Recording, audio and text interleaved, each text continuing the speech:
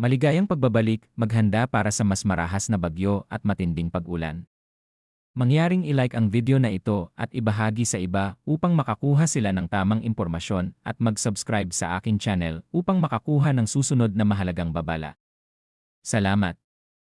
Patuloy na nakaapekto ang Northeast Monsoon o amihan sa extreme northern Luzon na nagdudulot ng malamig na simoy ng hangin at mahihinang pag-ulan, tropical cyclone outside ear. As of 3 oras yes, nananatiling nasa labas ng Philippine Area of Responsibility ang Tropical Storm Koto, na dati ay kilala bilang Verbena, lokasyon, 440 kilometro hilaga-hilagang kanluran ng Pag-asa Island, Kalayaan, Palawan. 14.4 degree, 112.1 degree maximum sustained winds, 85 kilometro gustiness, 105 kilometro galaw, mabagal na kumikilos.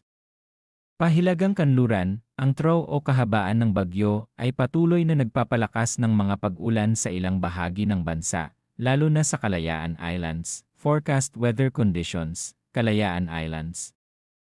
Panahon, maulap na may kalat-kalat na pag-ulan at thunderstorms, sanhi, trough ng Kiakoto, epekto, posibleng flash floods at landslides, lalo na sa mga lugar na mababa o bulubundukin, Batanes at Babuyan Islands. Panahon, maulap na may mahihinang pag-ulan, sanhi, northeast monsoon, epekto, walang makabuluhang epekto, ngunit asahan ang malamig at maulap na panahon, Visayas, Mindanao, at ang natitirang bahagi ng Palawan. Panahon, bahagyang maulap hanggang maulap na may mga pulupulong pag-ulan o thunderstorms, sanhi, localized thunderstorms, epekto, posibleng biglaang pagbaha at pagguho ng lupa tuwing may malalakas na thunderstorms. Metro Manila at natitirang bahagi ng Luzon. Panahon, bahagyang maulap hanggang maulap na may pulupulong pag-ulan o thunderstorms.